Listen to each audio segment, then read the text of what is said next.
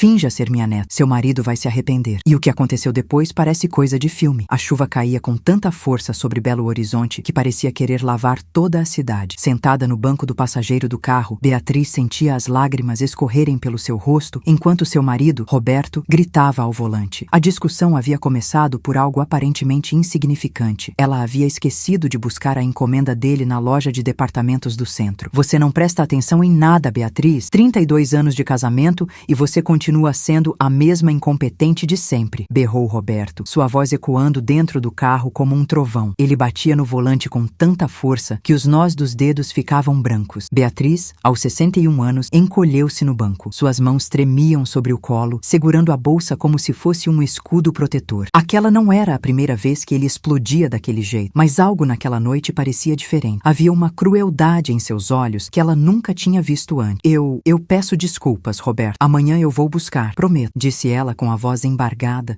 tentando acalmá-lo. Desculpas? Suas desculpas não servem para nada. Você sabe o quanto aquilo era importante para mim. Mas não. A senhora estava muito ocupada vendo suas novelinhas, não estava? As palavras dele eram como chicotadas, cada uma deixando uma marca invisível mais profunda que a anterior. Beatriz começou a chorar mais intensamente. 32 anos. 3 décadas de sua vida dedicadas àquele homem, àquela casa, àquele casamento que aos poucos foi sugando toda a sua essência. Ela já nem se lembrava mais de quem era antes de se casar. A Beatriz, de 29 anos, cheia de sonhos e energia, havia se transformado em uma sombra silenciosa que vagava pela casa, sempre pisando em ovos, sempre com medo de desagradar. Pare de chorar. Pelo amor de Deus, você vai começar com esse drama agora? A voz de Roberto era um veneno destilado. Não aguento mais. Você me sufoca com essa sua fragilidade patética. O carro seguia pela Avenida Afonso Pena, as luzes dos postes se misturando com a chuva torrencial. Beatriz olhava pela janela embaçada, sem realmente ver nada. Sua mente estava em outro lugar. Talvez em um tempo onde ainda tinha esperança de que as coisas melhorariam, de que Roberto voltaria a ser aquele homem gentil que a conquistou décadas atrás. Mas esse homem não existia mais. Talvez nunca tivesse existido. Talvez aquela gentileza inicial fosse apenas uma máscara que ele usava até conseguir o que queria. Uma mulher que ele pudesse controlar, diminuir, apagar. De repente, Roberto freou bruscamente o carro perto de uma parada de ônibus deserta no bairro Santa Efigênia. O barulho dos pneus derrapando na água foi ensurdecedor. Beatriz olhou ao redor, confusa. Por que ele estava parando ali? Saia, disse Roberto, sua voz agora assustadoramente calma. O quê? Beatriz não conseguia acreditar no que estava ouvindo. Eu disse, saia do carro. Se você vai ficar aí chorando feito uma criança mimada, então fique aqui na rua. Eu não aguento mais olhar para sua cara. Ele se inclinou sobre ela e abriu a porta do passageiro, deixando a chuva entrar violentamente, encharcando o banco. Roberto, por favor, está chovendo muito. Eu não tenho guarda-chuva. Nem... A voz dela estava desesperada agora. Saia! O grito dele a fez pular. Nunca o tinha visto tão furioso. Com as mãos tremendo descontroladamente, Beatriz pegou sua bolsa e saiu do carro. Seus pés mal tocaram a calçada quando Roberto arrancou, fazendo a água da rua espirrar sobre ela. O barulho do motor se afastando era como uma sentença final. Um ponto final em uma frase que ela não estava pronta para terminar. Ali estava ela, sozinha, encharcada, no meio de uma tempestade, em um bairro que mal conhecia.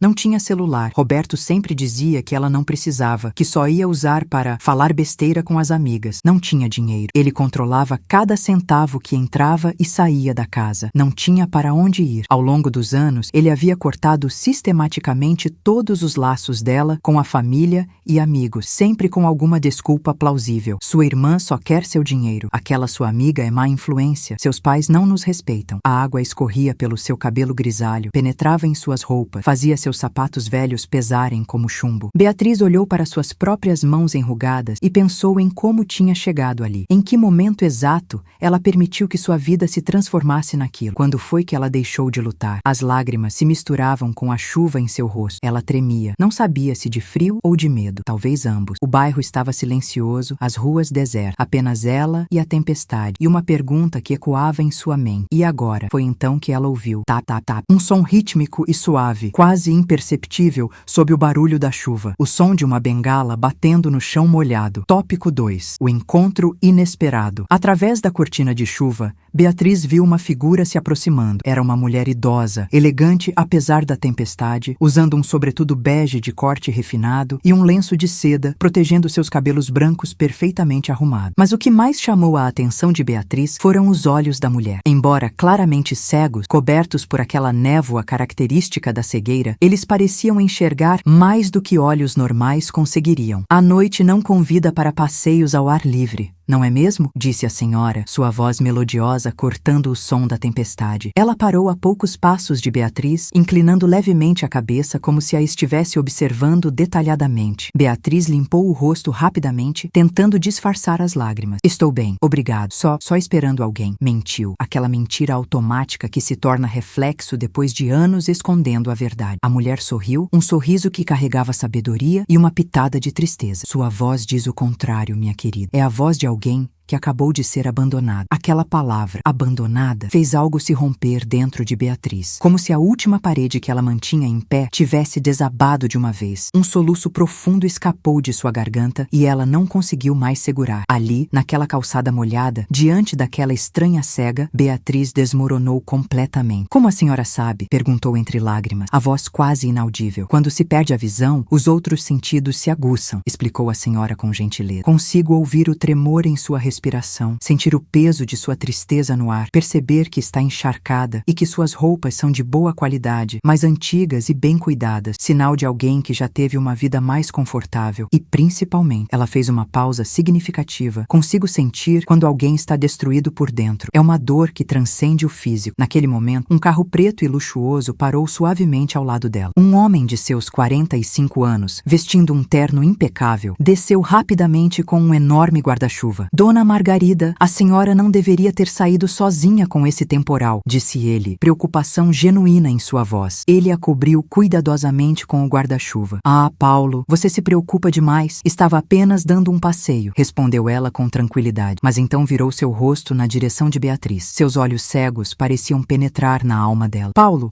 esta é minha neta. Estava me visitando quando fomos pegas pela chuva. Vamos levá-la para casa. Beatriz ficou paralisada. Neta? Ela nunca tinha visto aquela mulher antes em sua vida. Por que ela estava mentindo? Paulo olhou confuso de Dona Margarida para Beatriz, claramente surpreso. Em seus anos trabalhando para a família, ele nunca tinha ouvido falar de nenhuma neta, mas conhecia sua patroa o suficiente para saber que ela não fazia nada sem motivo. Antes que Beatriz pudesse processar o que estava acontecendo, Dona Margarida estendeu sua mão livre e segurou o braço dela com uma força surpreendente para alguém de sua idade e aparente fragilidade. Vamos, querida. Está tarde e você vai acabar ficando doente. Foi quando Beatriz notou. Do outro lado da rua, parcialmente escondido atrás de um poste, estava o carro de Roberto. Ele tinha voltado. Estava ali, observando tudo, talvez arrependido. Talvez apenas preocupado em como explicaria à família se algo acontecesse com ela. Não importava. O que importava era que ele estava vendo. Vendo enquanto ela entrava em um carro luxuoso, vendo enquanto era tratada com gentileza e respeito por completos estranhos, vendo que ela não estava mais ali, na chuva, esperando pateticamente que ele voltasse para buscá-lo. Dona Margarida, como se pudesse sentir a presença de Roberto, e Beatriz estava começando a acreditar que aquela mulher realmente possuía sentidos sobre-humanos, virou-se na direção dele e disse em voz alta e clara: Vamos, querida. Ninguém merece ficar na rua esperando por quem não sabe dar valor. As palavras atingiram o alvo. Beatriz viu, mesmo através da chuva e da distância, a expressão de Roberto mudar, surpresa, confusão e algo que ela não via há anos, incerteza. Paulo ajudou as duas mulheres a entrarem no carro. O interior era tudo o que o exterior prometia. Luxuoso, com estofamento de couro macio, aquecimento ligado e um perfume suave de lavanda que imediatamente trouxe uma sensação de conforto. Beatriz não conseguia parar de tremer e não era mais só pelo frio. Enquanto o carro arrancava suavemente, ela olhou pelo vidro traseiro. Roberto ainda estava lá, parado sob a chuva ao lado de seu carro, uma figura solitária cada vez menor na distância. Pela primeira vez em décadas, Beatriz não sentiu pena dele, não sentiu culpa, sentiu apenas alívio. Para onde estamos indo? Perguntou ela baixinho, sua voz ainda trêmula. Para um lugar seguro, respondeu Dona Margarida, virando-se para ela com aquele sorriso enigmático. Um lugar onde você poderá se aquecer, se secar e, mais importante, onde poderá começar a se lembrar de quem você realmente é. Mas por que está fazendo isso? A senhora nem me conhece. Dona Margarida Margarida suspirou suavemente, seus dedos finos tocando de leve na bengala de madeira polida que repousava ao seu lado. Porque alguém fez o mesmo por mim há muitos anos, e porque reconheço em você algo que também já fui. Uma mulher que se perdeu tentando agradar quem nunca seria agradado. Beatriz olhou para aquela mulher extraordinária ao seu lado. Havia tantas perguntas em sua mente. Quem era ela? Por que estava ajudando uma completa estranha? O que ela queria dizer com aquela história sobre ser sua neta? Mas naquele momento, encharcada, exausta e emocionalmente destroçada, Beatriz decidiu simplesmente aceitar aquela bênção inesperada. Meu nome é Beatriz, disse ela finalmente. Eu sei. Ouvi o motorista quando você hesitou em entrar. Meu nome é Margarida Tavares. E, Beatriz, ela fez uma pausa, seus olhos cegos parecendo fixar-se em algo distante. Pode me chamar de vó Margarida, se quiser. Afinal, é isso que aquele seu marido vai pensar que eu sou. Pela primeira vez em muito tempo, Beatriz sentiu um pequeno sorriso se formar em seus lábios. Não sabia o que estava acontecendo. Não entendia por que aquela mulher estava fazendo tudo aquilo, mas pela primeira vez em 32 anos de casamento, não se sentia completamente sozinha. O carro continuou pela cidade, deixando para trás a chuva,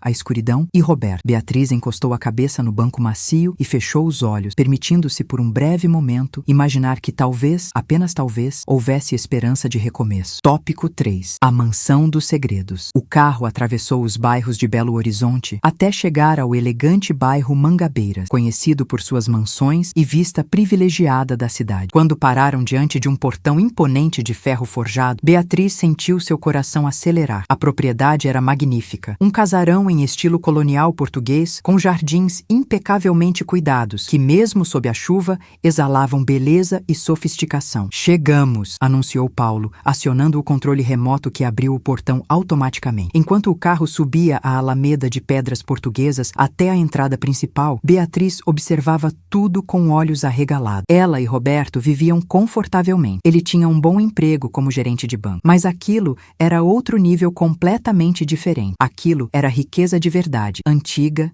estabelecida. Não se deixe intimidar pela casa, disse Dona Margarida, como se lesse seus pensamentos. Pedra e cimento são apenas pedra e cimento. O que importa são as pessoas que habitam esses espaços. Uma mulher de aproximadamente 50 anos, vestida com um uniforme impecável, esperava na entrada com guarda-chuva. Dona Margarida, graças a Deus a senhora voltou. Eu estava preocupada com essa chuva toda. Sempre tão dramática, Luciana, sorriu Dona Margarida. Estou perfeitamente bem. E trouxe uma convidada. Esta é Beatriz. Ela vai ficar conosco por um tempo. Luciana olhou rapidamente para Beatriz, avaliando-a sem julgamento, apenas com curiosidade profissional. Claro, vou preparar o quarto de hóspedes imediatamente e um chá quente. Obrigada, Luciana. E também, acrescentou Dona Margarida com um tom especial em sua voz, prepare um banho quente e separe algumas das minhas roupas para Beatriz. Acho que temos o mesmo tamanho. Beatriz foi levada através de um hall de entrada impressionante, com piso de mármore, um candelabro de cristal que lançava luz suave sobre tudo e paredes adornadas com pinturas que pareciam ser originais de artistas importantes. Sua roupa encharcada pingava no chão, deixando um rastro de água, o que a fez sentir-se profundamente constrangida. Não se preocupe com isso, disse Dona Margarida, caminhando com surpreendente segurança pela casa, sua bengala tocando de leve o chão a cada passo. Luciana vai cuidar disso. Paulo, você pode se retirar por hoje. Amanhã teremos muito que conversar. Sim, Dona Margarida. Boa noite para as senhoras. Paulo se despediu com uma reverência discreta e saiu. Beatriz foi conduzida para o segundo andar, através de um corredor com paredes cobertas de fotografia antigas em molduras de prata. Ela queria parar e olhar cada uma delas, mas Luciana a apressava gentilmente. O quarto de hóspedes era deslumbrante. Uma cama king size com dossel, cortinas de seda, móveis antigos em madeira de lei e uma varanda com vista para o jardim iluminado. O banheiro privativo era do tamanho do quarto dela e Roberto, com uma banheira vitoriana de pés de garra já sendo preenchida com água quente e sais aromáticos. A senhora pode deixar suas roupas molhadas aqui, indicou Luciana, uma cesta de vime. Vou lavá-las e secá-las durante a noite. Quando terminar o banho, encontrará um roupão e pijamas sobre a cama. Dona Margarida a espera na biblioteca para o chá. Sozinha, finalmente, Beatriz se permitiu respirar. Tirou as roupas encharcadas, sentindo o peso de cada peça saindo de seu corpo. Entrou na banheira e sentiu a água quente envolver seu corpo dolorido. Foi só quando relaxou que percebeu o quanto estava tensa, o quanto cada músculo seu estava contraído pela tensão dos últimos anos. Chorou novamente, mas desta vez não eram lágrimas de desespero. Era como se o corpo estivesse expelindo toda a amargura acumulada, todo o sofrimento silencioso. A água quente misturava-se com suas lágrimas, lavando simbolicamente tudo aquilo que ela precisava deixar para trás. Quando finalmente saiu do banho, sentiu-se renovada. O roupão era de seda pura, macio contra sua pele. O pijama era elegante, provavelmente caríssimo. Pela primeira vez em anos, Beatriz olhou para si mesma no espelho de corpo inteiro e tentou reconhecer a mulher que via ali. Cabelos grisalhos longos, agora limpos e perfumados. Rosto com marcas do tempo, mas traços ainda delicados. Olhos castanhos que um dia brilharam com alegria. Corpo que carregava as marcas da idade, mas ainda mantinha uma certa elegância natural. Quem era aquela mulher? Quem ela tinha sido antes? Quem poderia ser ainda? Uma batida suave na porta a tirou de seus pensamentos. Era Luciana. Dona Margarida está esperando quando a senhora estiver pronta. Beatriz desceu as escadas, seguindo Luciana até uma sala que realmente fazia jus ao nome de biblioteca. As paredes eram cobertas do chão ao teto com estantes de livros, milhares deles. Havia poltronas de couro confortáveis, abajures que criavam uma iluminação aconchegante e uma lareira acesa que crepitava suavemente. Dona Margarida estava sentada em uma das poltronas, uma xícara de chá em suas mãos. Mesmo cega, ela parecia saber exatamente onde cada coisa estava na sala. Ah, Beatriz, entre, por favor. Pegue uma xícara de chá. Luciana fez camomila com um toque de mel e gengibre. Excelente para acalmar os nervos. Beatriz serviu-se e sentou-se na poltrona em frente à Dona Margarida. O chá estava perfeito, quentinho, reconfortante. Por alguns minutos, as duas mulheres permaneceram em silêncio confortável, apenas ouvindo o som da chuva lá fora e o crepitar do fogo. Sei que deve estar cheia de perguntas, disse finalmente Dona Margarida. Sim, mas não sei nem por onde começar. Então deixe-me começar contando minha história, ofereceu a senhora. Talvez ela ajude você a entender por que fiz o que fiz hoje. Beatriz assentiu, então se lembrou que a mulher não podia vê-la. Por favor, eu gostaria de ouvir. Dona Margarida colocou sua xícara sobre a mesa lateral com precisão perfeita e começou. Eu me casei aos 20 anos com um homem chamado Eduardo Tavares. Ele era 15 anos mais velho, bem-sucedido, charmoso. Todos diziam que eu tinha sorte. Nos primeiros anos, acreditei nisso, mas aos poucos, Eduardo foi mostrando sua verdadeira face. Controlador, ciumento, manipulador. Ele não me batia. Violência física deixa marcas visíveis, mas suas palavras eram como lâminas afiadas, cortando pedaço por pedaço da minha autoestima. Beatriz ouvia, fascinada e horrorizada ao mesmo tempo. Estava ouvindo sua própria história contada por outra pessoa. Passei 35 anos casada com ele, continuou Dona Margarida, sua voz permanecendo calma, mas carregada de emoção. 35 anos me tornando menor, mais insignificante, mais dependente. Ele controlava o dinheiro, minhas amizades, meus movimentos. Eu era uma prisioneira em uma gaiola dourada. O que aconteceu? Perguntou Beatriz suavemente. Ele morreu. Ataque cardíaco fulminante aos 68 anos. E sabe o que senti quando recebi a notícia? Dona Margarida fez uma pausa significativa. Alívio. Um alívio imenso, avassalador, seguido imediatamente por culpa terrível por sentir alívio. Que tipo de pessoa se sente aliviada com a morte do marido? Uma pessoa que sofreu muito, respondeu Beatriz, sua voz carregada de compreensão. Exatamente. Mas mesmo depois que ele morreu, eu ainda estava presa. Presa pelos meus próprios medos, pelas vozes dele que continuavam ecoando em minha cabeça, dizendo que eu era inútil, que nunca conseguiria sobreviver sozinha. Dona Margarida inclinou a cabeça na direção de Beatriz. Foi então que uma amiga me levou a um terapeuta. Passei anos reconstruindo minha autoestima, reaprendendo quem eu era antes de me tornar a esposa de Eduardo. E sua cegueira? Perguntou Beatriz, hesitante.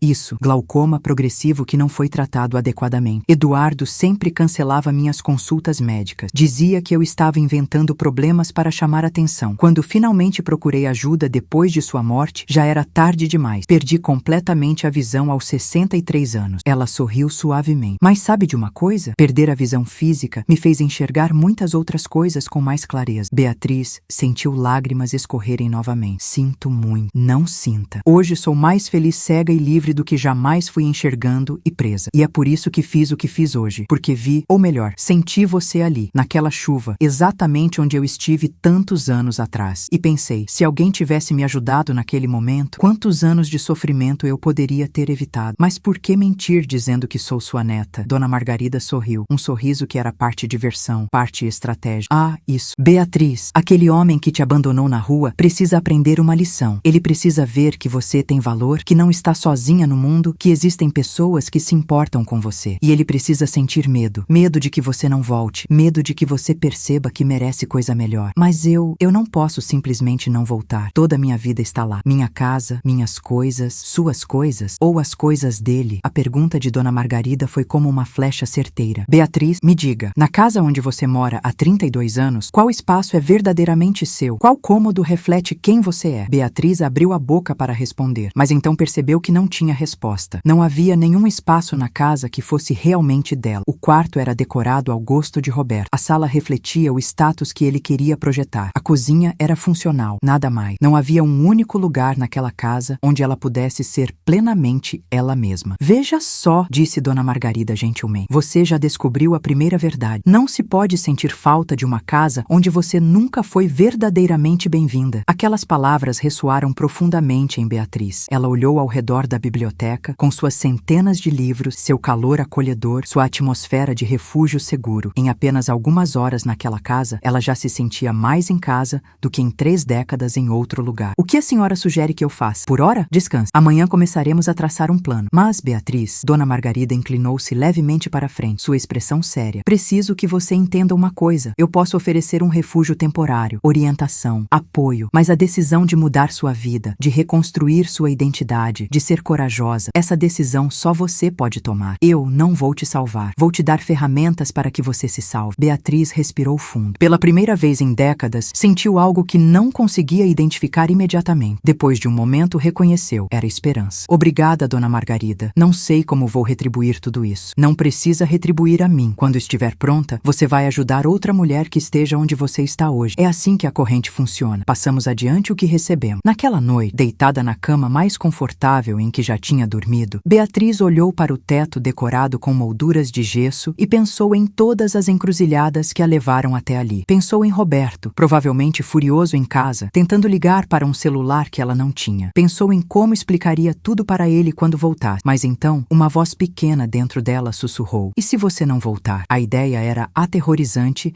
e libertadora ao mesmo tempo. Era possível realmente recomeçar aos 61 anos? Seria ela capaz de sobreviver sozinha depois de tanto tempo dependendo de alguém? Enquanto o sono finalmente vinha, Beatriz se permitiu imaginar, pela primeira vez em muitos anos, uma vida diferente. Uma vida onde ela acordasse sem medo. Uma vida onde suas opiniões importassem. Uma vida onde ela pudesse simplesmente ser. Adormeceu com as palavras de Dona Margarida ecoando em sua mente. Não se pode sentir falta de uma casa onde você nunca foi verdadeiramente bem-vinda. Tópico 4. O despertar de uma nova consciência. Beatriz acordou desorientada. Por um momento, não reconheceu onde estava. O quarto era cheio de luz natural. Cortinas de seda balançando suavemente com a brisa que entrava pela janela entreaberta. Então, tudo voltou. A chuva, Roberto, Dona Margarida, aquela casa magnífica. Olhou para o relógio de mesa antigo na cabeceira. 9h30 da manhã. Sobressaltou-se. Roberto sempre a acordava às 6, dizendo que, mulher preguiçosa,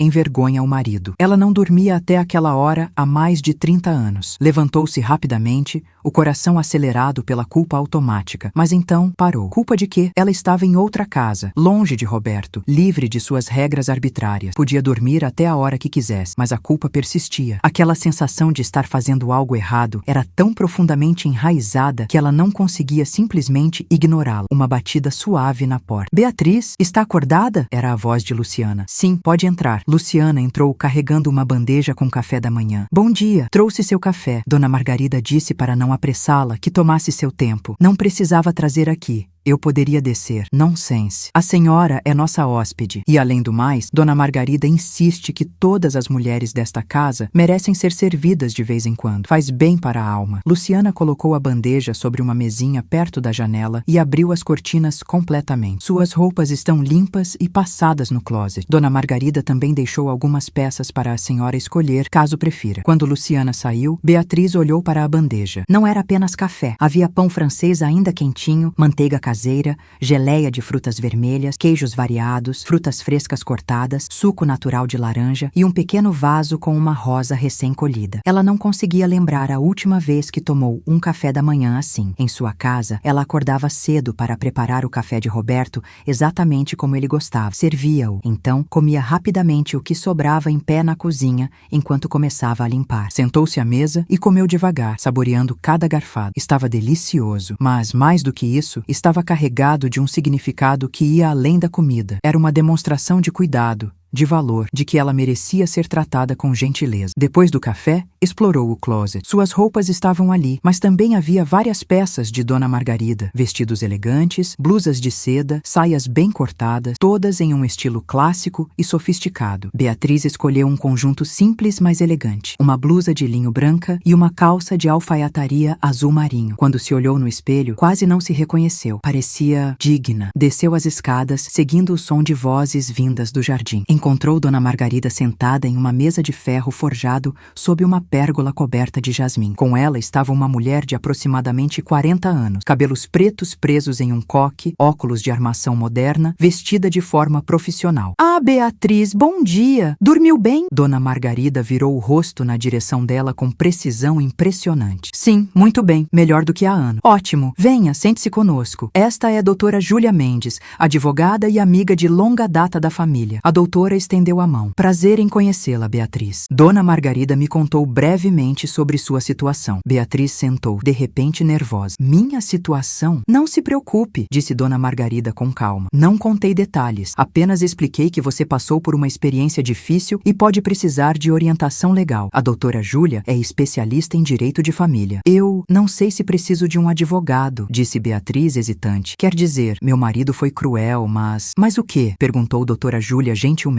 Beatriz, abandonar alguém na rua durante uma tempestade não é apenas cruel. Pode ser caracterizado como violência psicológica e abandono de incapaz em situação de risco. Eu não sou incapaz, protestou Beatriz automaticamente. Claro que não. Mas do ponto de vista legal, ele te deixou sem meios de se defender ou buscar ajuda. Sem celular, sem dinheiro, em uma área desconhecida. Se você quisesse, poderíamos até envolver a polícia. Não quero isso. A ideia a apavorava. Tudo bem. Não estamos aqui para forçá-la a nada, assegurou doutora Júlia. Estou aqui apenas para que você saiba quais são seus direitos e opções. Quanto tempo de casada? 32 anos. Casada em comunhão de bens? Sim, acho que sim. Roberto cuidava de toda a parte financeira. Eu assinava o que ele me pedia. Doutora Júlia e Dona Margarida trocaram um olhar significativo. Beatriz, disse a advogada cuidadosamente, você tem direito à metade de tudo o que foi construído durante o casamento. Casa, carro, investimentos, poupança, tudo. Mas tudo foi comprado com o dinheiro de Roberto. Ele trabalhou. Eu fiquei em casa. O trabalho doméstico tem valor legal. Você sustentou a casa, permitindo que ele se dedicasse à carreira. Sua contribuição foi igualmente importante. E mais, depois de mais de 30 anos de casamento, você tem direito à pensão alimentícia, especialmente considerando que não trabalha fora há décadas e sua reinserção no mercado seria difícil. Beatriz sentia a cabeça girar. Nunca tinha pensado nisso daquela forma. Sempre assumiu que se algum dia se divorciasse, pensamento que ela raramente permitia, sairia apenas com as roupas do corpo e teria que mendigar ajuda da família. Não estou dizendo que você deve se divorciar, continuou doutora Júlia. Essa decisão só cabe a você, mas se decidir que é isso que quer, quero que saiba que você não vai ficar desamparada. A lei protege você. Seu marido ligou? Perguntou Dona Margarida. Não tenho como saber. Não tenho celular. Aqui está um, disse Dona Margarida, empurrando um smartphone pela mesa. É um dos meus ex. Já está configurado. Paulo recuperou seu número antigo através dos contatos de emergência. Deve ter várias chamadas perdida. Com mãos trêmulas, Beatriz pegou o telefone e o ligou. Assim que conectou a rede, começaram a aparecer notificações. 47 chamadas perdidas de Roberto. 32 mensagens de texto. Ela abriu as mensagens, o coração apertado. Leu em sequência. Onde você está? Pare com essa dramalhão e volte para casa. Não sou eu quem deveria estar com raiva. Você me constrangeu na frente daquelas pessoas. Está bem, peço desculpas. Agora volte. Beatriz, isso está ficando ridículo. Você está me fazendo passar vergonha. Os vizinhos vão comentar. Minha irmã ligou perguntando por você. O que eu devo dizer? Eu não quis dizer aquelas coisas. Volte para casa para conversarmos. E assim por diante. Beatriz notou um padrão. Primeiro raiva, depois culpabilização, depois falsas desculpas, depois preocupação com a aparência. Em nenhuma mensagem ele demonstrava preocupação genuína com ela. Era tudo sobre ele, sobre como ela estava fazendo ele se sentir, sobre o inconveniente que ela estava causando. Ele não está preocupado comigo, disse Beatriz em voz alta, surpresa com sua própria percepção. Está preocupado com o constrangimento. Exatamente, confirmou Dona Margarida. Um marido que realmente amasse e se importasse estaria desesperado perguntando se você está bem, se está segura, se precisa de algo. Não estaria preocupado com a opinião dos vizinhos. Beatriz colocou o telefone sobre a mesa como se queimasse. O que eu faço? O que você quer fazer? Devolveu Dona Margarida. Eu não sei. Parte de mim sente que deveria voltar. Ele é meu marido. Passei mais de 30 anos com ele. E se eu estiver exagerando? E se eu sou a do problema? Ele sempre disse que eu era muito sensível, que levava tudo para o pessoal. Beatriz, interrompeu doutora Júlia gentilmente. Posso fazer algumas perguntas? Sim. Você tem amigos próximos? Não. Roberto sempre achou que minhas amizades eram complicadas. Você tem contato regular com sua família? Não muito. Roberto e minha irmã nunca se deram bem. Então, aos poucos, fui me afastando para evitar conflitos. Você trabalha fora ou tem renda própria? Não. Você pode sair sozinha sem dar satisfações? Beatriz hesitou. Posso, mas ele gosta de saber onde estou. É normal, né? Preocupação. E ele te dá a mesma satisfação? Você sempre sabe onde ele está? Silêncio. Beatriz percebeu que não.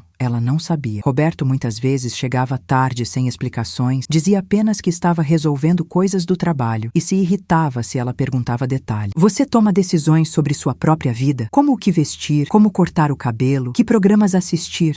Ele tem opiniões fortes sobre essas coisas. É só porque se importa. Quer que eu pareça bem? Quer que você pareça bem? Ou quer que você pareça do jeito que ele acha que você deveria parecer? A pergunta deixou Beatriz muda. Quando foi a última vez que ela comprou uma roupa que realmente queria? Não o que Roberto aprovava. Quando cortou o cabelo do jeito que desejava, não do jeito que ele insistia que ficava melhor. Você percebe o padrão? Perguntou doutora Júlia. Isolamento social, controle financeiro, controle sobre suas decisões pessoais, desqualificação de suas emoções. Isso tem um nome, abuso psicológico. Mas ele nunca me bateu. Violência não é apenas física. Na verdade, a violência psicológica pode ser mais destrutiva porque não deixa marcas visíveis. Ela destrói por dentro. Beatriz sentiu algo se movendo dentro dela, um reconhecimento doloroso de verdades que ela sempre soube, mas não conseguia nomear. O que vocês acham que eu deveria fazer? Não posso decidir isso por você, disse doutora Júlia, mas posso te dizer o que outras mulheres em situações semelhantes fazem. Algumas decidem voltar e tentar consertá-lo casamento. Geralmente não funciona, a menos que o parceiro reconheça o problema e busque ajuda profissional, o que raramente acontece. Outras decidem se separar temporariamente para ganhar perspectiva.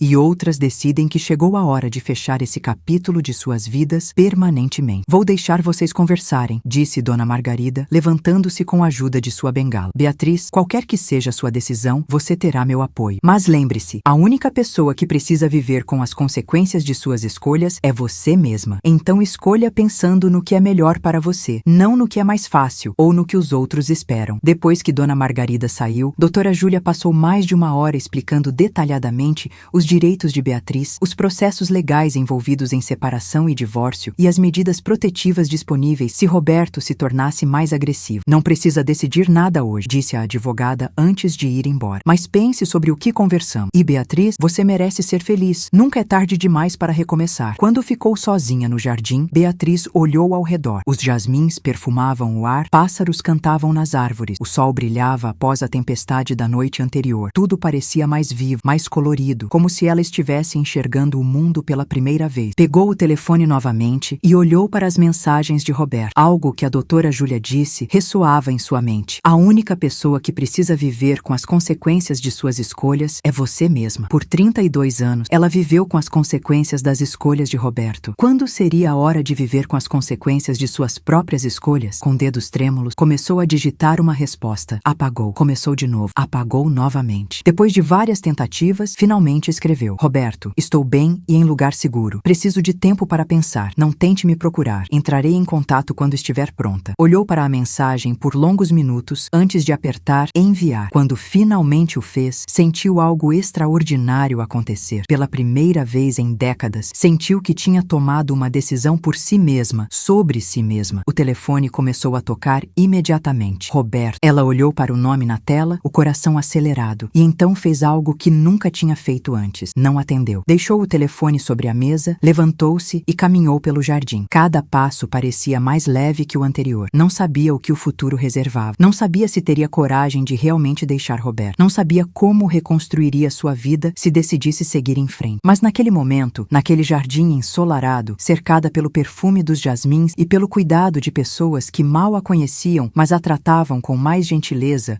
do que seu próprio marido, Beatriz permitiu-se pensar: e se eu merecer mais? Tópico 5. Entre o passado e o futuro. Os dias seguintes na casa de Dona Margarida foram uma revelação para Beatriz. Cada manhã, ela acordava sem o nó familiar de ansiedade no estômago. Cada refeição era feita sem pressa, sem medo de críticas. Cada conversa era respeitosa, interessada em suas opiniões. Era desconcertante perceber o quanto ela tinha normalizado o anormal. Dona Margarida estabeleceu uma rotina gentil. Todas as manhãs, depois do café, elas se sentavam na biblioteca para o que a senhora chamava de hora da reflexão. Não era terapia formal, mas algo próximo. Conversas profundas sobre vida, escolhas, arrependimentos e possibilidades. Me fale sobre a Beatriz antes do casamento, pediu Dona Margarida em uma dessas manhãs. Beatriz hesitou. Fazia tanto tempo. Eu gostava de ler. Poesia, principalmente. Adorava Castro Alves, Cecília Meirelles. Sonhava em fazer faculdade de letras. E o que aconteceu com esse sonho? Roberto disse que não era prático, que eu devia fazer um curso técnico de secretariado para ter uma profissão de verdade. Acabei fazendo, mas nunca cheguei a trabalhar. Nos casamos e ele disse que não precisava, que poderia cuidar de mim. Cuidar, repetiu Dona Margarida, dando ênfase especial à palavra. Ou controlar, a distinção nunca tinha sido tão clara para Beatriz. Você ainda lê poesia? Não. Roberto diz que é perda de tempo. Prefere que eu assista aos programas de notícias com ele. Dona Margarida se levantou e caminhou até uma estante específica com precisão surpreendente para alguém cego. Seus dedos correram pelas lombadas dos livros como se os estivesse lendo pelo toque, até parar em um volume específico. Este é um dos meus livros favoritos, disse ela, entregando-o a Beatriz. Uma antologia de poetas brasileiras contemporâneas, mulheres escrevendo sobre liberdade, dor, renascimento. Quero que você leia um poema por dia e depois conversamos sobre ele. Beatriz pegou o livro reverentemente, como se fosse um tesouro precioso. Obrigada. A literatura tem um poder especial, disse Dona Margarida, voltando para sua poltrona. Ela nos mostra que não estamos sozinhas em nossos sentimentos, que outras mulheres, em outros tempos e lugares, lutaram batalhas semelhantes às nossas. Isso nos fortalece. Naquela tarde, enquanto Dona Margarida descansava, Beatriz explorou mais a casa. Subiu até o 3º andar, onde havia um ateliê de pintura. As paredes estavam cobertas com quadros, paisagens magníficas, retratos expressivos, naturezas mortas vibrantes, todos pintados pelo meu marido, disse uma voz atrás dela. Beatriz se virou, assustada. Era um homem de aproximadamente 70 anos, cabelos completamente brancos, óculos de armação dourada, vestindo calça jeans e uma camisa respingada de tinta. Desculpe, não quis assustá-la. Sou Henrique, irmão de Margarida. Beatriz. Prazer. Ah, sim, a famosa Beatriz. Minha irmã não fala de outra coisa. Ele sorriu calorosamente. Estes quadros foram pintados pelo meu marido, Paulo. Faleceu há 5 anos. Câncer. Sinto muito. Obrigado. Ele adorava este ateliê. Margarida mantém tudo exatamente como ele deixou. Diz que consegue sentir a presença dele aqui. Henrique caminhou até um dos quadros. Um pôr do sol sobre montanhas. Você pinta? Não, nunca tentei. Deveria. É terapêutico. Quando estou confuso ou perturbado, pego as tintas e apenas deixo acontecer. No fim, geralmente o que sai da tela é uma representação do que estou sentindo por dentro. O senhor também pinta? Tento. Não tão bem quanto Paulo, mas me diverte. E me ajuda a processar emoções difíceis. Beatriz olhou ao redor do ateliê. Havia telas em branco empilhadas em um canto, pincéis organizados por tamanho, tubos de tintas em todas as cores imagináveis. Posso tentar? Perguntou timidamente. Claro! Paulo adoraria saber que alguém está usando seu ateliê novamente. Deixe-me preparar uma paleta básica para você começar. Beatriz passou as próximas 2 horas pintando. Não sabia o que estava fazendo, não tinha técnica, mas havia algo incrivelmente libertador em simplesmente colocar cor no branco da tela. Começou tentando pintar algo reconhecível, uma flor talvez, mas aos poucos foi se deixando levar, criando formas abstratas, misturando cores, experimentando texturas. Quando finalmente recuou para ver o resultado, ficou surpresa. O que estava na tela era uma explosão de cores, vermelhos intensos, azuis profundos, amarelos vibrantes, todos misturados em redemoinhos e respingos. Parecia caótico, mas também tinha uma energia, uma vitalidade que ela reconheceu como algo que existia dentro dela, reprimido há décadas. Interessante, comentou Henrique, observando por trás dela. Muita emoção contida sendo liberada de uma vez. É horrível, não é? Disse Beatriz, subitamente constrangida. Pelo contrário, é honesto. E beleza honesta é rara. Ele colocou uma mão gentil em seu ombro. Continue vindo aqui. Use o ateliê quando quiser. Não se preocupe em criar arte. Preocupe-se em se expressar. O resto vem com o tempo. Naquela noite, durante o jantar, Beatriz mencionou sua experiência no ateliê. Ah, maravilhoso! Exclamou Dona Margarida. Paulo adoraria. Henrique, você acha que ela poderia usar o ateliê regularmente? Já convidei. Ela é bem-vinda sempre que quiser. Não sei se tenho jeito, disse Beatriz, ainda insegura. Jeito se desenvolve. Paixão é inata, respondeu Dona Margarida. E percebi, pela forma como você descreve a experiência, que há paixão ali. Não deixe que anos de supressão de suas vontades te façam acreditar que você não é capaz de criar. Naquela semana, Beatriz estabeleceu sua própria rotina. Manhãs na biblioteca, lendo poesia e conversando com Dona Margarida. Tardes no ateliê, pintando. Noites no jardim, apenas observando as estrelas e pensando. Roberto continuava ligando, enviando mensagem, algumas vezes raivosas, outras manipuladoras, outras falsamente carinhosas. Beatriz não respondeu mais nenhuma, apenas observava as mensagens chegarem, estudava os padrões, via com clareza crescente o que antes não conseguia enxergar. Uma tarde, recebeu uma ligação de sua irmã, Clarice, com quem não falava há quase 2 anos. Beatriz, graças a Deus, onde você está? Roberto está desesperado. Estou bem, Clarice, em lugar seguro. Mas o que aconteceu? Roberto disse que vocês tiveram uma discussão e você saiu do carro e desapareceu. Ele está dizendo que está preocupado, que você pode estar tendo um problema psicológico. Beatriz sentiu raiva pela primeira vez em muito tempo. Problema psicológico? Ele te contou que me expulsou do carro na chuva no meio da rua? Que me deixou sem celular, sem dinheiro, em um lugar desconhecido?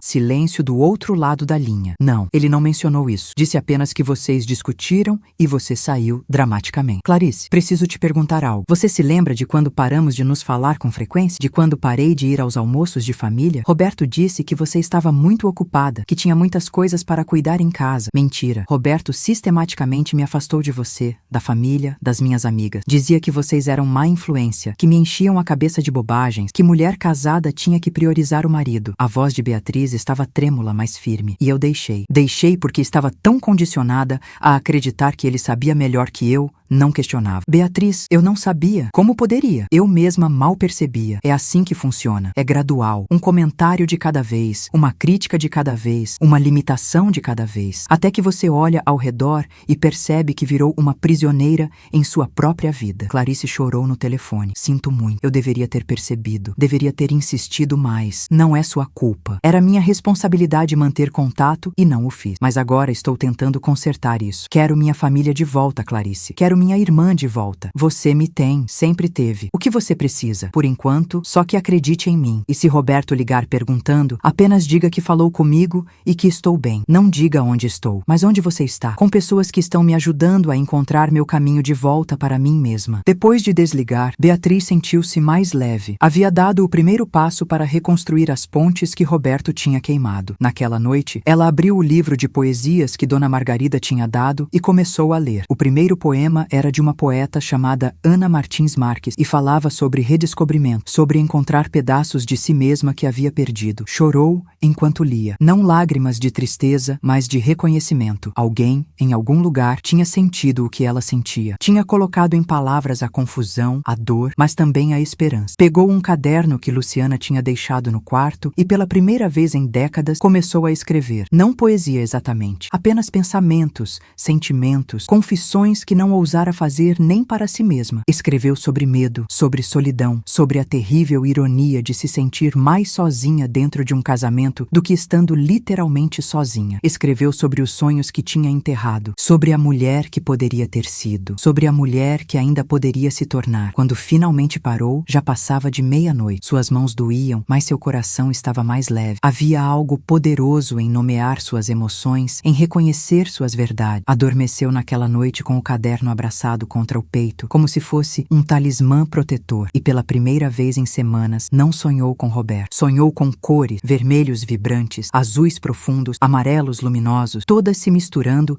e criando algo completamente novo, algo que era inteiramente dela. Tópico 6. O ponto de virada. 2 semanas se passaram desde aquela noite chuvosa. Beatriz havia estabelecido uma rotina na casa de Dona Margarida, que se sentia mais como lar do que qualquer lugar onde já morara. Acordava sem alarmes, tomava café da manhã sem pressa, passava manhãs lendo e conversando, tardes pintando, noites refletindo, mas sabia que não poderia ficar ali para sempre. Aquilo era um refúgio temporário, não uma solução permanente. Em algum momento, teria que tomar decisões reais sobre seu futuro. Foi em uma manhã de quinta-feira, ensolarada e com os jasmins em plena floração, que tudo mudou. Beatriz estava no ateliê, trabalhando em sua terceira tela, quando Luciana subiu apressada. Beatriz, há alguém aqui para vê-la. O coração dela parou. Roberto? Não, uma mulher. Diz que é sua filha. Beatriz empalideceu. Carolina, sua filha de 30 anos, com quem tinha uma relação distante há anos, outra vítima dos esforços sistemáticos de Roberto para controlá-la e isolá-la. Desceu as escadas com pernas trêmulas. Carolina estava na sala de estar, olhando ao redor com uma mistura de curiosidade e tensão. Quando viu Beatriz, seus olhos se encheram de lágrimas. Mãe, Carol. Beatriz não sabia se deveria abraçá-la. Havia tanto tempo desde o último abraço verdadeiro entre elas, mas Carolina deu o primeiro passo, fechando a distância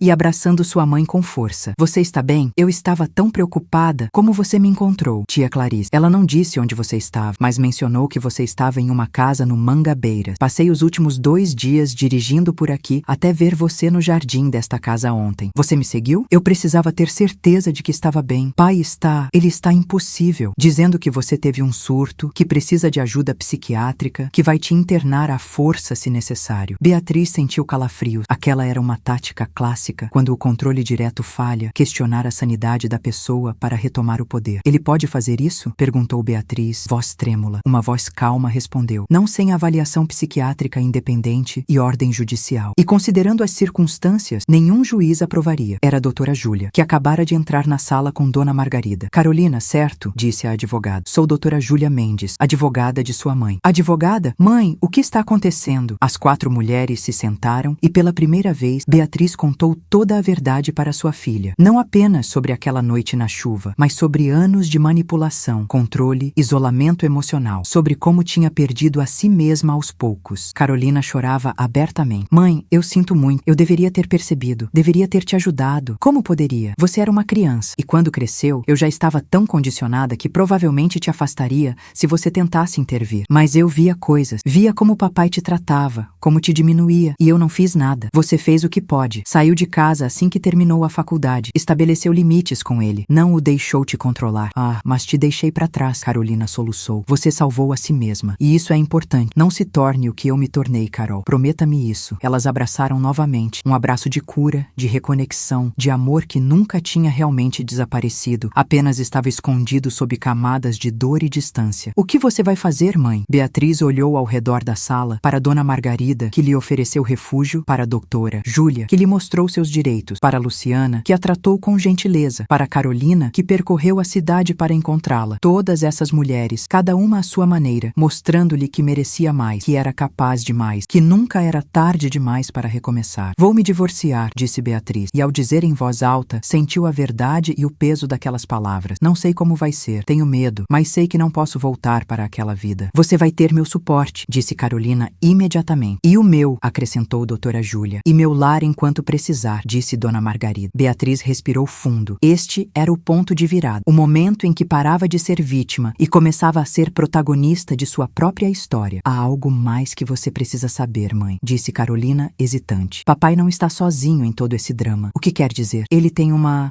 acompanhante, uma mulher mais jovem do trabalho. Acho que estão juntos há algum tempo. O silêncio que se seguiu foi pesado. Beatriz esperava sentir dor, traição, ciúmes, mas o que sentiu foi alívio. Se Roberto tinha outra pessoa, isso facilitaria o divórcio. Ele não lutaria tanto para mantê-la se tivesse outra opção disponível. Como você sabe disso? Vi mensagens no celular dele por acidente. Ela estava pressionando-o a se divorciar há meses. Acho que a discussão de vocês e sua fuga deram a ele a desculpa perfeita para fazer você parecer a vilã da história. Aquilo explicava muita coisa. A crueldade aumentada nos últimos meses, a impaciência constante, o desprezo aberto. Ele queria uma saída do casamento, mas não queria ser o responsável. Então deixemos que ele seja o herói de sua própria narrativa, disse Beatriz calmamente. Se isso significa que eu fico livre mais rapidamente, que assim seja. Doutora Júlia sorriu. Essa é a atitude. Vou começar a preparar os papéis hoje mesmo. E Carolina, se você tiver acesso a qualquer evidência desse relacionamento extraconjugal, isso fortaleceria muito nossa posição. Posso conseguir. Naquela tarde, depois que Carolina partiu com a promessa de voltar no dia seguinte, Beatriz sentou-se sozinha no jardim. Dona Margarida a encontrou ali mais tarde. Como está se sentindo? Assustada, aliviada, determinada, tudo ao mesmo tempo. É normal. Você está no precipício de uma grande mudança. É aterrorizante olhar para baixo, mas também libertador? Exatamente. Dona Margarida sentou-se ao seu lado. Beatriz, há algo que quero te dar. Ela estendeu uma pequena caixa de veludo. Beatriz a abriu e encontrou um colar delicado de prata com um pingente em forma de pássaro em voo. Era da minha mãe, explicou Dona Margarida. Ela me deu quando decidi me separar de Eduardo. Disse, você foi engaiolada por muito tempo. Agora é hora de voar. E quero que você fique com ele. Não posso aceitar isso. É uma herança de família. E você é família agora. Talvez não de sangue, mas de espírito. Aceite, Beatriz. E quando estiver pronta, passe adiante para outra mulher que precise ser lembrada de que pode voar. Beatriz colocou o colar, sentindo o peso leve do pingente contra seu peito. Um símbolo de liberdade, de possibilidades, de coragem. Obrigada, sussurrou. Por tudo. Se você não tivesse aparecido naquela noite, o universo tem um jeito estranho de colocar as pessoas certas em nosso caminho, exatamente quando mais precisamos delas, disse Dona Margarida. Eu era apenas o instrumento. A coragem sempre esteve dentro de você. O escritório da doutora Júlia Mendes ficava no 10º andar de um prédio elegante na Savassi, com janelas amplas que ofereciam vista panorâmica de Belo Horizonte. Beatriz estava sentada diante de uma mesa de mogno coberta de documentos, sua mão tremendo levemente, enquanto segurava a caneta Mont Blanc que a advogada havia emprestado para aquele momento. Ali estava, a petição de divórcio, décadas de casamento resumidas em páginas e páginas de termos jurídicos frios e impessoais. Palavras como dissolução da sociedade conjugal, partilha de bens, pensão alimentícia, todas tentando capturar em linguagem legal o que era, na verdade,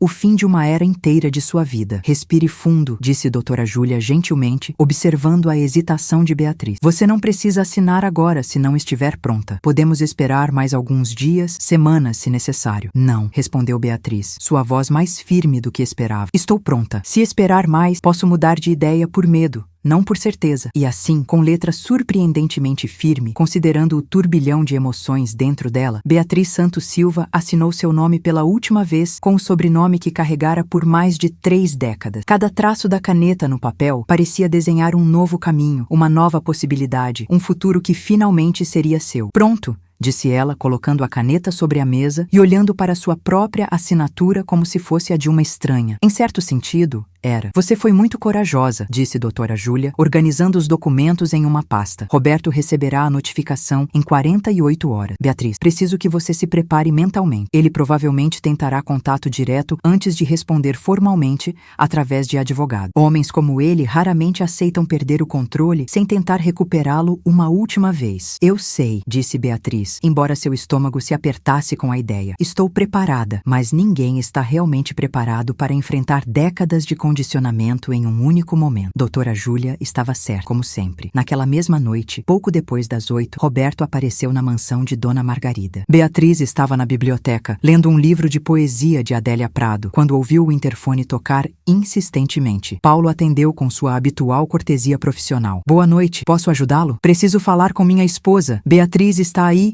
E eu sei disso. A voz de Roberto ecoava pelo sistema de som, carregada de raiva mal contida e uma autoridade que ele ainda acreditava possuir. Senhor, a senhora Beatriz não deseja recebê-lo. Peço que se retire. Não me importa o que ela deseja. Sou o marido dela. Tenho direito de falar com minha própria esposa. Abra esse portão agora ou eu chamo a polícia. Beatriz sentiu seu corpo inteiro se contrair com aquela voz. Era o mesmo tom que Roberto usava quando estava prestes a explodir. Aquele tom que sempre a fazia recuar, pedir desculpas, ceder. O condicionamento de décadas gritava dentro dela. Vá até lá, acalme-o. Você é responsável pela paz dele. E mais uma voz nova, mais forte, sussurrava. Você não é responsável pelas emoções dele. Você tem o direito de dizer não. Dona Margarida apareceu na porta da biblioteca, sua bengala batendo suavemente no chão de mármore. Beatriz, você não precisa atendê-lo. Paulo pode chamar a polícia se ele não sair. Não, disse Beatriz, levantando-se com uma determinação que a surpreendeu. Preciso fazer isso. Preciso olhar para ele e estabelecer meus limites. Se eu não fizer agora, vou carregar esse medo para sempre. Tem certeza? Tenho. E estranhamente, tinha mesmo. Desceu as escadas com passos lentos, mas decididos. Cada degrau parecia uma pequena vitória. Quando chegou ao portão de ferro forjado que separava a propriedade da rua, respirou fundo 3 vezes, como doutora Júlia havia ensinado,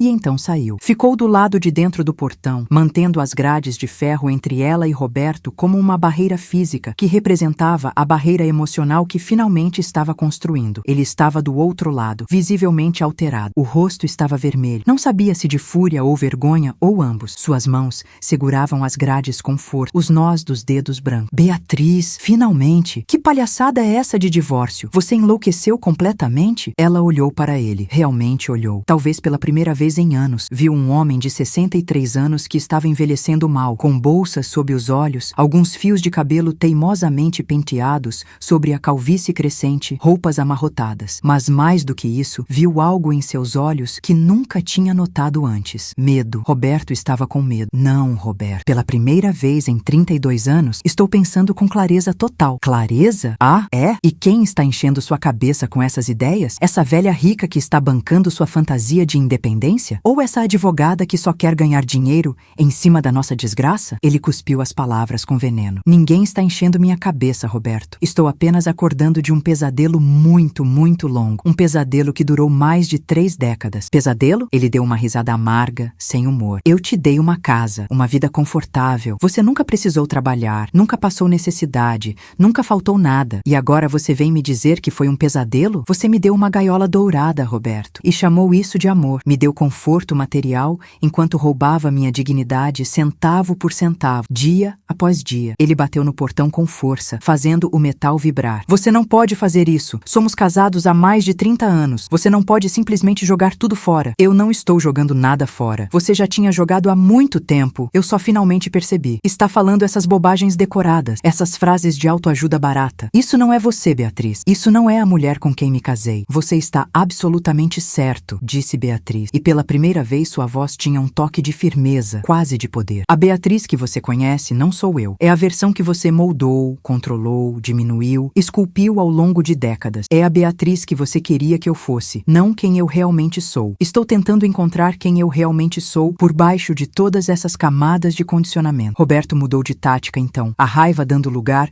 a um tom manipulador que Beatriz conhecia tão bem. A voz que ele usava quando as ameaças não funcionavam. Tá bom, eu admito. Fui duro demais naquela noite. Muito duro. Não devia ter te deixado na rua daquele jeito com aquela chuva toda. Foi cruel. Estava estressado demais com o trabalho, com aquele projeto que estava me sufocando, mas isso não justifica. Eu sei disso. Venha para casa e podemos conversar com calma. Podemos recomeçar, fazer terapia de casal se você quiser. Eu prometo que vou mudar. Quantas vezes Beatriz já tinha ouvido essas promessas? Quantas vezes ele já tinha jurado mudar após um episódio particularmente cruel? E quantas vezes ela tinha acreditado, desesperada por acreditar que o homem por quem se apaixonara ainda existia em algum lugar lá dentro? Não, Roberto, não quero recomeçar com você. Quero começar comigo mesma. Quero me conhecer sem você, definindo quem eu deveria ser. E a Carolina? Ele puxou a carta que sabia que mexeria com ela. Você pensou nela? No que isso vai fazer com nossa filha? Ela vai ter que escolher lados. Vai destruir nosso relacionamento com ela. É isso que você quer? Carolina me apoia completamente. Na verdade, ela foi quem me contou sobre Vanessa. O silêncio que se seguiu foi ensurdecedor. O rosto de Roberto passou do vermelho ao branco em segundos. Quem? Vanessa Rodrigues, sua colega de trabalho. 28 anos, cabelos loiros, mora no Buritis. Gosta de fazer crossfit e postar fotos de comida vegana no Instagram. Beatriz recitou os fatos com uma calma que a surpreendeu. Não precisa mentir mais, Roberto. Sei de tudo há semanas. Carolina viu as mensagens no seu celular quando você o deixou no banheiro durante o jantar de domingo. Mais de 1000 mensagens nos últimos 6 meses. Fotos, planos, promessas. Beatriz, eu posso explicar. Ela não significa nada. Foi só um erro, uma fraqueza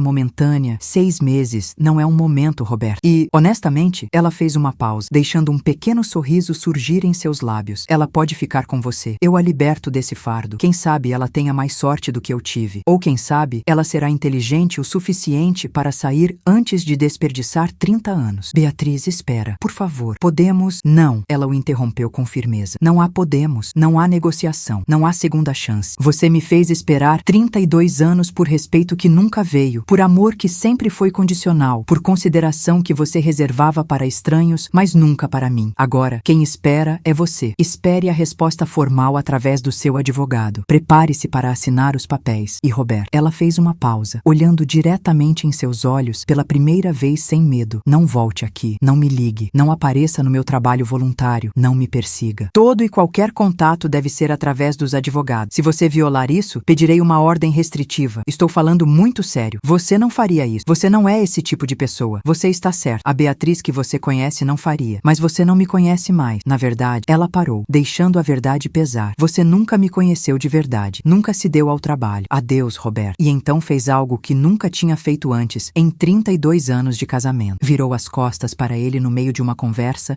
e simplesmente caminhou embora. Ouviu-o gritando atrás dela. Beatriz, Beatriz, você não pode fazer isso comigo. Volte aqui. Mas não virou, não parou. Cada passo parecia mais leve que o anterior. Quando entrou na casa e Paulo fechou a porta atrás dela, Beatriz percebeu que estava tremendo. Não de medo, mas de adrenalina, de poder, de libertação. Suas pernas quase cederam e ela teve que se apoiar na parede do corredor. Dona Margarida apareceu, guiada com precisão impressionante pelo som da respiração pesada de Beatriz. Como se sente? Forte, respondeu Beatriz, surpresa com a verdade daquela única palavra. Assustada, mas forte. Pela primeira vez em décadas me sinto genuinamente forte. Bom, isso é muito bom. Venha. Luciana preparou chá de camomila e algumas rabanadas. Você precisa comer algo. Naquela noite, Beatriz mal tocou na comida, mas o chá ajudou. Ela voltou para seu quarto e ficou olhando pela janela por horas, vendo as luzes da cidade piscarem como estrelas terrestres. Seu telefone tocou várias vezes. Roberto, é claro, mas ela não atendeu. Depois da 10ª tentativa, simplesmente bloqueou o número. Abriu seu diário e escreveu: Hoje enfrentei meu maior medo e descobri que ele era menor do que imaginava. Roberto parecia menor. Suas palavras tinham menos poder. Sua raiva não me alcançava mais. Estou começando a entender o que significa estabelecer limites. Estou começando a entender o que significa respeitar a mim mesma. As semanas seguintes foram uma montanha-russa emocional. Roberto contratou um advogado agressivo, Dr. Marcelo Souza, conhecido por suas táticas intimidatórias em casos de divórcio. As primeiras comunicações foram exatamente o que doutora Júlia havia previsto. Tentativas de pintá-la como mentalmente instável, como uma esposa ingrata que abandonou o lar conjugal sem justificativa, que estava sendo manipulada por influências externas. Mas doutora Júlia estava mais do que preparada. Ela tinha evidências sólidas. Todas as mensagens que Roberto enviou depois daquela noite, mostrando um padrão de manipulação e culpabilização. O testemunho detalhado de Carolina sobre o relacionamento extraconjugal, incluindo prints de conversas, até mesmo registros bancários mostrando gastos suspeitos em hotéis, restaurantes românticos, joias, todas as clássicas evidências de infidelidade. Ele vai tentar negociar, disse doutora Júlia durante uma de suas reuniões. O doutor Marcelo sabe que não tem caso forte. A infidelidade está documentada. O abandono você está documentado. Testemunhas viram ele te expulsar do carro. Ele vai tentar minimizar o que você recebe, mas temos uma posição forte. Foi durante uma dessas sessões de revisão de documentos financeiros, em uma tarde chuvosa, que ironicamente lembrava aquela noite fatídica, que Beatriz fez uma descoberta que mudaria tudo. Doutora Júlia, espera um momento, disse ela, apontando para um extrato bancário com o dedo trêmulo. Esta conta, Banco Santander, agência 0234. Eu nunca vi esta conta antes. Nunca soube que ela existia. Doutora Júlia pegou o documento e examinou cuidadosamente, seus olhos experientes correndo pelas linhas de número. É uma conta conjunta em nome de vocês dois. Tem um saldo atual de R$ 187.342. O quarto pareceu girar ao redor de Beatriz. 187 mil? Mas como? Roberto sempre disse que mal conseguíamos pagar as contas no fim do mês, que não sobrava nada, que cada centavo contava. Continuemos procurando, disse a advogada, sua expressão tornando-se mais séria. Elas passaram a tarde inteira investigando, mergulhando profundamente nos documentos financeiros que o advogado de Roberto foi obrigado a fornecer. E o que encontraram foi chocante. Não uma, mas 4 contas diferentes que Beatriz desconhecia completamente. Uma no Santander com quase 200 mil, outra no Bradesco com 156 mil reais, uma terceira no Itaú com 98 mil reais e, finalmente, uma conta de investimentos na corretora XP com mais de 200 mil reais aplicados em fundos diversos. Juntas, somavam mais de 600 mil reais. Ele mentiu, murmurou Beatriz, sua voz quase inaudível. Durante todos esses anos, ele mentiu sobre nossa situação financeira. As memórias vieram em cascata, cada uma mais dolorosa que a anterior. A vez que ela queria fazer um curso de pintura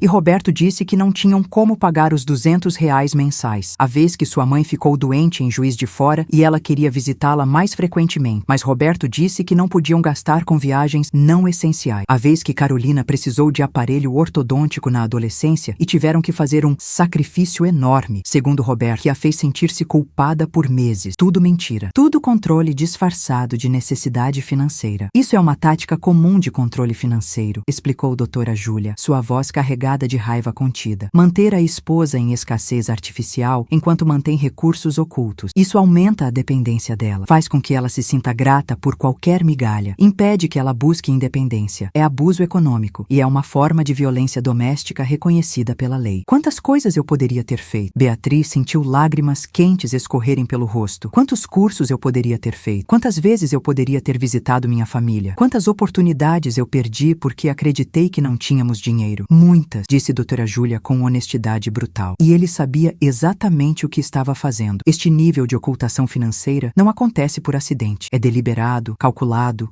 cruel. Pela primeira vez desde que começara aquele processo, Beatriz sentiu raiva pura e justificada. Não a tristeza que sentia antes, não a mágoa, mas raiva. Raiva por todos os anos roubados, todas as oportunidades negadas, todas as mentiras aceitas como verdade. Ele vai pagar por isso, disse ela, enxugando as lágrimas com força. Não apenas financeiramente. Ele vai saber que eu sei, que eu vi através de todas as mentiras. Sim, ele vai, concordou doutora Júlia com um sorriso feroz. E vamos garantir que você receba cada centavo que é seu por direito. Mas a maior descoberta ainda estava por vir. Alguns dias depois, uma tarde em que Beatriz pintava no ateliê, tentando processar todas aquelas revelações através de cores e formas abstratas, Dona Margarida subiu as escadas. O som de sua bengala batendo degrau por degrau anunciou sua chegada. Beatriz, querida, preciso conversar com você sobre algo importante. Havia algo no tom de voz da senhora que imediatamente deixou Beatriz apreensiva. Era um tom que ela não havia escutado antes, hesitante, quase nervoso. Dona Margarida nunca era nervosa. Claro, Dona Margarida. O que foi? Beatriz limpou os pincéis e sentou-se em uma das poltronas perto da janela. Venha, sente-se aqui comigo. Elas se acomodaram lado a lado. Dona Margarida segurou as mãos de Beatriz com firmeza. Não fui completamente honesta com você desde o início, e isso tem me corroído por dentro nas últimas semanas. O coração de Beatriz acelerou. Como assim? Do que está falando? Nosso encontro naquela noite chuvosa não foi tão acidental quanto pareceu. Dona Margarida fez uma pausa longa, reunindo coragem. Há 4 meses recebi uma ligação de Carolina. Carolina? Beatriz sentiu como se o chão tivesse desaparecido sob seus pés. Minha Carolina? Sim, ela estava desesperada, Beatriz. Absolutamente desesperada. Chorando tanto que mal conseguia falar. Disse que estava preocupada com você há anos, que percebia sinais claros de abuso emocional, mas você sempre negava, sempre defendia Roberto, sempre arrumava desculpas para o comportamento dele. Beatriz sentiu vergonha queimar em suas bochechas. Eu não queria preocupá-la. Ela é minha filha. Eu deveria protegê-la, não colocá-la no meio dos nossos problemas. Mas ela via, Beatriz. Filhos sempre veem, mesmo quando tentamos esconder. Ela me procurou porque faz trabalho voluntário em um dos abrigos que eu financio, o abrigo Mãos Estendidas, para mulheres vítimas de violência doméstica. Ela sabia da minha história com Eduardo, sabia que eu entendia aquele tipo de situação. O que exatamente ela te contou? Tudo. Sobre como Roberto te isolou da família ao longo dos anos, sempre com desculpas plausíveis. sobre como ele controlava cada centavo, cada saída, cada decisão, sobre como ele te diminuía constantemente, criticava tudo o que você fazia, te fazia sentir que você era o problema. Dona Margarida apertou as mãos de Beatriz. Ela me contou sobre a vez que você ganhou um concurso de poesia amadora quando Carol tinha 12 anos, e Roberto ridicularizou seu poema no jantar de família, dizendo que era bobagem sentimental. Você nunca mais escreveu depois disso. Beatriz mal se lembrava daquele episódio, havia enterrado tão fundo. Mas agora a memória voltava, nítida e dolorosa. Roberto lendo seu poema em voz alta, com uma voz zombeteira, fazendo toda a família dele rir. Ela queimou todos os seus cadernos naquela noite. Carolina me pediu conselho sobre como ajudá-la, continuou Dona Margarida. E eu disse a ela a verdade que aprendi com meus próprios anos de terapia. Não podemos salvar alguém que não quer ser salvo. A pessoa precisa estar pronta. Mas pedi que ela me mantivesse informada. Então, quando ela me disse que vocês teriam aquele jantar com os colegas de Roberto, eu tive uma intuição. Homens como Roberto geralmente explodem em momentos de pressão social, quando precisam manter uma fachada, mas estão sob estresse. Pedi ao Paulo que me levasse para dar uma volta pelo bairro Santa Efigênia. Estava no carro, circulando pela região, quando vocês saíram do restaurante. Segui vocês. A revelação era como um soco no estômago. Você me seguiu? Planejou tudo? Não planejei exatamente o que aconteceu. Não sabia que ele te expulsaria do carro, mas eu sabia que havia uma alta probabilidade de que algo aconteceria naquela noite. E eu queria estar lá, caso você precisasse. Dona Margarida virou seu rosto cego na direção de Beatriz. Quando vi Roberto te expulsar do carro naquela chuva torrencial, meu coração se partiu e se enfureceu ao mesmo tempo. Pedi ao Paulo para parar imediatamente. O resto você conhece. Beatriz retirou suas mãos das de Dona Margarida, levantou-se e caminhou até a janela. Sua mente estava em turbilhão. Sentia-se manipulada, grata, traída, salva, tudo ao mesmo tempo? Por que está me contando isso agora? Porque não quero que nossa amizade seja construída sobre omissões e meias-verdades. Você passou 32 anos em um relacionamento baseado em mentiras. Merece total honestidade daqui para frente. A voz de Dona Margarida estava carregada de emoção. E por que você se tornou genuinamente importante para mim, Beatriz? Não é mais sobre cumprir uma promessa a Carolina ou executar um resgate planejado. Você se tornou como uma filha do coração para mim. E não queria que um dia você descobrisse a verdade por outros meios e se sentisse traída. Beatriz ficou em silêncio por longos minutos, olhando para o jardim lá embaixo, onde as rosas de Dona Margarida floresciam em explosões de vermelho e rosa. Processou tudo. A traição da omissão, mas também o imenso amor por trás dela. Carolina a amava tanto que moveu céus e terras para salvá-la. Dona Margarida arriscou sua própria segurança, saindo naquela tempestade. Devo ficar com raiva, disse ela finalmente, sua voz suave. Devo me sentir manipulada, mas tudo o que consigo sentir é gratidão e amor. Porque se vocês não tivessem feito o que fizeram, eu provavelmente estaria em casa agora, aceitando mais uma desculpa de Roberto, continuando a morrer lentamente por dentro. Virou-se para encarar Dona Margarida, lágrimas escorrendo livremente. Obrigada. Obrigada por se importar o suficiente para mentir. Obrigada por arriscar. Obrigada por me salvar quando eu nem sabia que precisava ser salvo. Dona Margarida também chorava agora, lágrimas silenciosas escorrendo por suas bochechas enrugadas. Você sempre foi mais do que um projeto para mim, querida. Desde aquela primeira noite, você me lembrou de quem eu fui e me deu propósito renovado. Beatriz atravessou o quarto e abraçou Dona Margarida com força, as duas mulheres chorando juntas, lágrimas de alívio, de gratidão, de amor que transcende laços sanguíneos. Carolina sabe que você está me contando? Não, isso fica entre nós, mas acho que você deve conversar com ela. Ela tem carregado muita culpa, sentindo que deveria ter feito mais cedo. Naquela noite, Beatriz ligou para Carolina e pediu que ela viesse no dia seguinte. Preciso que venha aqui. Precisamos conversar sobre algo importante. A ansiedade na voz de Carolina era palpável. Está tudo bem, mãe? Aconteceu algo? Está tudo bem. Melhor do que bem. Só venha. Quando Carolina chegou no dia seguinte, visivelmente nervosa e roendo as unhas, um hábito de infância que ressurgia quando estava estressada, Beatriz a recebeu com o abraço mais apertado e longo que já haviam compartilhado. Obrigada, sussurrou Beatriz no ouvido de sua filha, por não desistir de mim, por lutar por mim mesmo quando eu não lutava por mim mesma, por me amar o suficiente para fazer o que era difícil, não o que era fácil. Carolina começou a chorar imediatamente. Você sabe, Dona Margarida te contou? Contou. E minha filha Preciso que você saiba que não estou com raiva. Estou eternamente grata. Você me salvou. Literalmente me salvou. Mãe e filha passaram horas conversando, curando anos de distância emocional imposta por Roberto. Carolina contou sobre como, desde adolescente, percebia que o casamento dos pais era tóxico, mas não sabia como ajudar. Contou sobre as vezes que tentou falar apenas para Beatriz defender Roberto. Contou sobre a frustração, o desespero, a culpa de ter saído de casa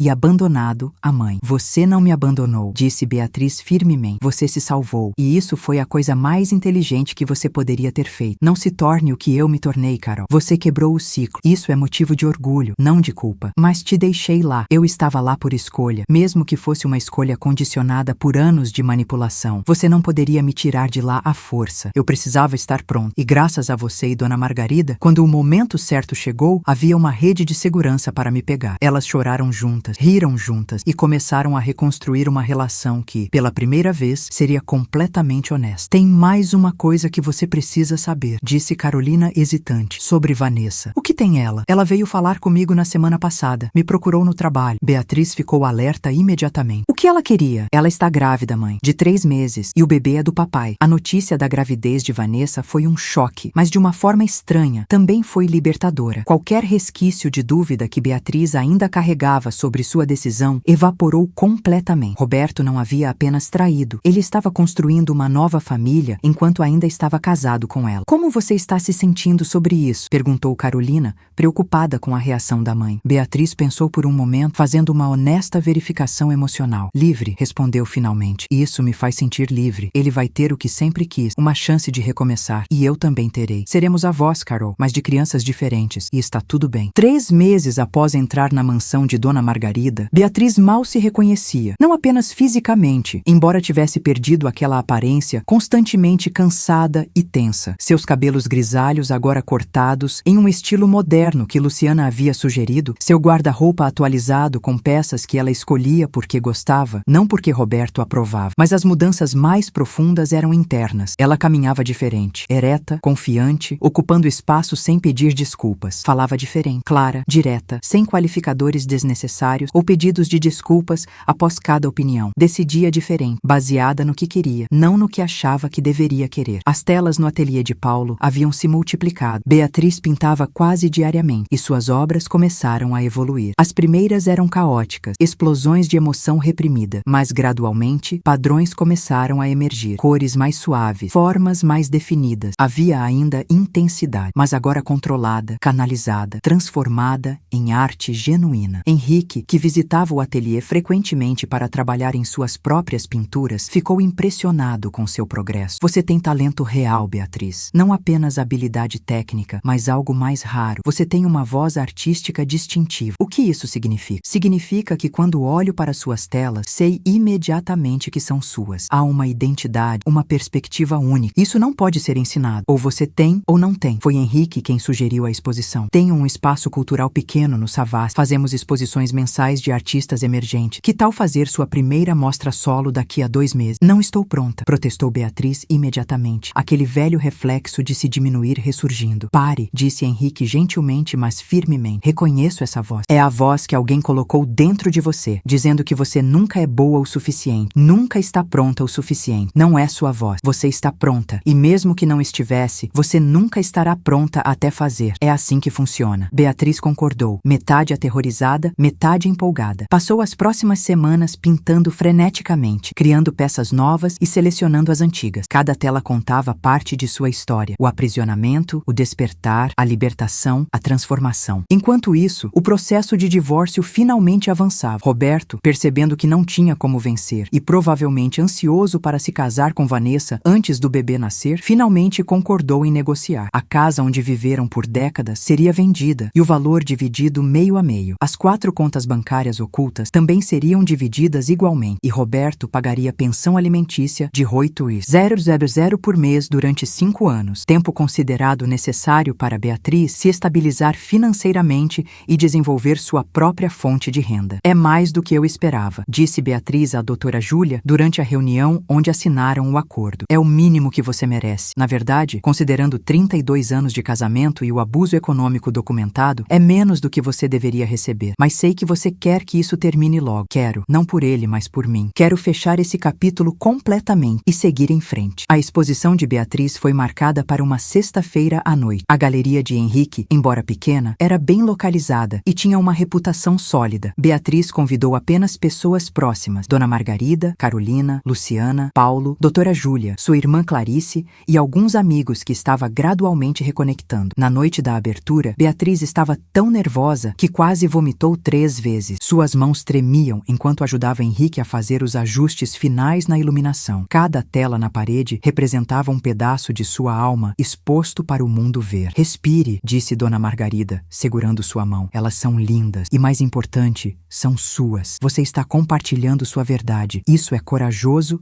e valioso. As pessoas começaram a chegar. Primeiro, os convidados de Beatriz, depois amigos de Henrique, depois estranhos que viram o anúncio no Instagram da galeria. Em 1 hora, o espaço estava cheio. Beatriz observava as pessoas circulando, parando diante de suas telas, inclinando cabeças, sussurrando comentários. Algumas pessoas tiravam foto, outras apenas ficavam paradas, absorvendo. Um crítico de arte local, Carlos Andrade, passou quase 10 minutos diante de uma tela em particular, uma obra que Beatriz chamava de Despertar. Eram redemoinhos de azul escuro gradualmente clareando até um amarelo brilhante no centro, como alguém abrindo os olhos após um longo sono. Extraordinário, murmurou ele, fazendo anotações em um pequeno caderno. Mais tarde, ele publicaria uma resenha no jornal local, descrevendo Beatriz como uma voz emergente e poderosa que transforma trauma pessoal em arte universal. Mas o momento mais significativo da noite foi quando uma mulher de aproximadamente 50 anos, usando roupas caras, mas com olhos profundamente tristes, parou diante de uma tela específica. Era uma das obras mais perturbadoras de Beatriz. Uma figura feminina abstrata, em tons de cinza, cercada por grades que eram ao mesmo tempo visíveis e quase invisíveis, dependendo do ângulo. A mulher ficou ali por tanto tempo que Beatriz se aproximou, preocupada. Está tudo bem? A mulher virou e Beatriz viu lágrimas escorrendo silenciosamente por seu rosto. Este quadro, disse ela com voz embargada, é exatamente como me sinto por dentro, presa, sufocada, mas com todo mundo do lado de fora dizendo que tenho uma vida maravilhosa. Então por que não estou feliz? Beatriz reconheceu a linguagem imediatamente. O código que mulheres em situações abusivas usam. Você está em um relacionamento difícil? A mulher assentiu, incapaz de falar, vergonha colorindo suas bochechas. Não há vergonha nisso. Eu estive onde você está por 32 anos da minha vida. Beatriz pegou um cartão, não da galeria, mas do Centro Renascer, que ainda estava em fase de planejamento, mas já tinha um número de contato. Quando estiver pronta, procure este lugar, ou me procure diretamente. Teremos um espaço seguro esperando. A mulher apertou o cartão como se fosse uma tábua de salvação e murmurou, obrigada, antes de sair rapidamente, provavelmente com medo de que alguém notasse seu momento de vulnerabilidade. Naquela noite, 6 de suas 15 telas foram vendidas. Beatriz doou todo o dinheiro, mais de 24 mil, para o fundo do Centro Renascer. Você poderia ter ficado com esse dinheiro, disse Carolina. Você merece. Tenho o suficiente com o acordo do divórcio. Este dinheiro vai fazer mais diferença ajudando outras mulheres. Mas a verdadeira transformação de Beatriz não estava nos ganhos materiais ou no sucesso artístico. Estava na forma como ela existia no mundo agora, sem medo, sem se desculpar, sem se diminuir. Uma semana após a exposição, finalmente assinou os papéis finais do divórcio. 32 anos legalmente dissolvidos, com algumas assinaturas. Roberto nem apareceu. Enviou seu advogado. Como se sente? Perguntou doutora Júlia. Livre, respondeu Beatriz. E pela primeira vez, a palavra tinha peso total de verdade. Completamente livre, mas a vida tinha mais uma curva inesperada reservada para Beatriz. Uma tarde, 3 meses após a finalização do divórcio, Dona Margarida pediu que Beatriz a acompanhasse até um cômodo da casa que ela ainda não conhecia. Uma sala ampla no térreo, atualmente servindo como depósito de móveis antigos cobertos por lençóis brancos. Esta sala, disse Dona Margarida, sua bengala ecoando no piso de madeira, era o salão de música quando meus pais eram vivos. Minha mãe tocava piano lindamente. Depois que ela morreu, papai nunca mais quis entrar aqui. Fechou a sala e ela ficou assim por décadas. É linda, disse Beatriz, observando as janelas altas, o pé direito impressionante,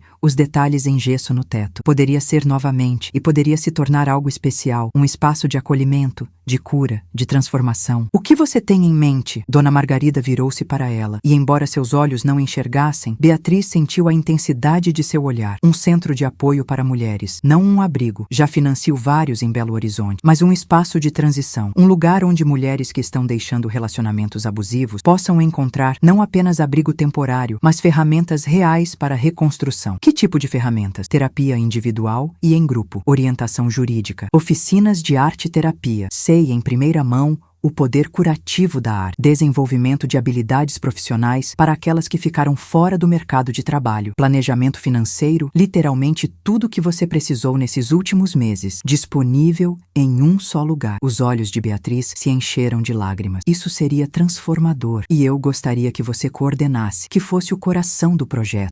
Mas eu não tenho qualificação formal. Não sou psicóloga, não sou assistente social. Você tem a qualificação mais importante, experiência vivida. Você entende essa dor de um jeito que nenhum diploma pode ensinar. Você esteve no fundo do poço e escalou para fora. Você é prova viva de que reconstrução é possível. Dona Margarida pegou as mãos de Beatriz. É claro que teria uma equipe profissional, psicólogos, assistentes sociais, advogados, mas você seria o coração, a inspiração, a prova viva. Eu não sei o que dizer. Diga sim. Transforme sua dor em propósito, Beatriz. Faça com que tudo o que você passou signifique algo maior. Pegue aquelas 32 anos de sofrimento e transforme em combustível para ajudar centenas de outras mulheres. Beatriz abraçou Dona Margarida chorando. Sim, 1000 vezes sim. Quando começamos? Amanhã. Nos meses seguintes, enquanto o divórcio se finalizava definitivamente e Beatriz recebia sua parte da venda da casa, ela mergulhou de cabeça no projeto. O Centro Renascer, nome escolhido por Beatriz, após uma sessão de brainstorming com Carolina, começou a tomar forma física e estrutural. A sala foi completamente reformada. Paredes repintadas em tons suaves e acolhedores, verde-água, bege rosado, azul claro. Um espaço foi transformado em sala de estar confortável, com sofás macios, mantas, estantes cheias de livros. Outro canto se tornou a sala de arte-terapia, com cavaletes, tintas, argila, materiais para artesanato. Havia uma pequena biblioteca com obras sobre cura, empoderamento, direitos das mulheres, consultórios privados para atendimento psicológico e orientação jurídica. Dona Margarida financiou tudo generosamente, mas também ajudou Beatriz a estabelecer uma estrutura de doações e parcerias com empresas locais para garantir sustentabilidade a longo prazo. Recrutaram uma equipe pequena, mas dedicada, 2 psicólogas especializadas em trauma, uma assistente social, uma advogada que doava algumas horas por semana e voluntárias que haviam passado por situações similares e queriam retribuir. O Centro Renascer abriu suas portas oficialmente 6 meses após aquela conversa na sala empoeirada. A primeira cliente foi justamente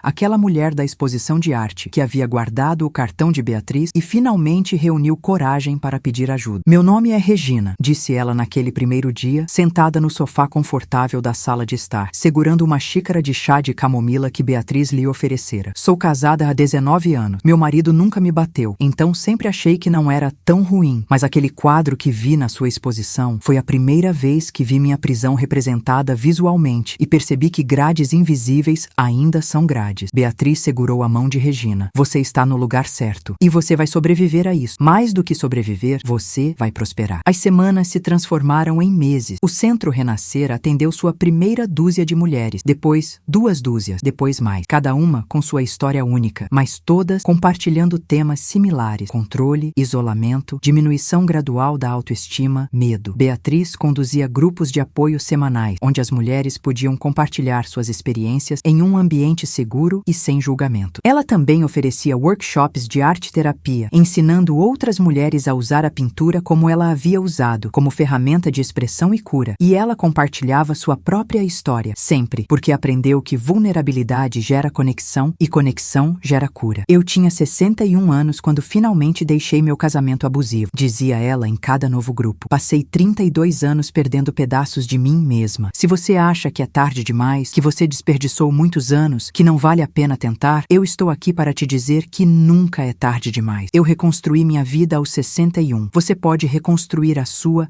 em qualquer idade. Algumas mulheres voltavam para seus parceiros e Beatriz aprendeu a aceitar isso sem julgamento. A porta está sempre aberta, dizia ela. Quando você estiver pronta, estaremos aqui. Outras encontravam coragem para sair e nunca olhar para trás. Essas eram as histórias que enchiam o coração de Beatriz de alegria. Ver mulheres que chegavam quebradas, com medo, sem esperança, gradualmente se transformando em versões mais fortes de si mesmas. Uma delas, Mariana, chegou ao centro com os olhos tão vazios que pareciam buracos negros. negro. 3 meses depois, conseguiu emprego como recepcionista. 6 meses depois, alugou seu próprio apartamento. 1 ano depois, voltou como voluntária. Você me salvou, disse Mariana a Beatriz. Não, corrigiu Beatriz. Eu te dei ferramentas, você se salvou. Mas em meio a todo esse crescimento e propósito, a vida estava preparando uma dor devastadora. Dona Margarida começou a emagrecer visivelmente. Tossia com frequência. Cansava-se rapidamente. Finalmente, após semanas de insistência de Beatriz e Henrique, ela concordou em fazer exames completos. O diagnóstico veio como um golpe brutal. Câncer de pulmão, estágio 4. Metástase em vários órgãos. Os médicos foram gentis, mas diretos. Talvez 1 ano, com tratamento agressivo. Talvez 6 meses, se ela escolhesse apenas cuidados paliativos. Estou com 82 anos, disse Dona Margarida com serenidade surpreendente quando se reuniu com Beatriz, Henrique e Paulo para contar. Vivi uma vida longa, rica, significativa. Não vou passar meus últimos meses enjoada com quimioterapia, perdendo o resto do meu cabelo, sofrendo por alguns meses extras. Vou escolher qualidade, não quantidade. Não, disse Beatriz, lágrimas escorrendo. Não pode ser, você precisa ficar. O centro precisa de você. Eu preciso de você. Beatriz, querida. Dona Margarida alcançou o rosto dela com precisão surpreendente e enxugou suas lágrimas. Você não precisa mais de mim. Você tem asas próprias agora, fortes o suficiente para voar sozinha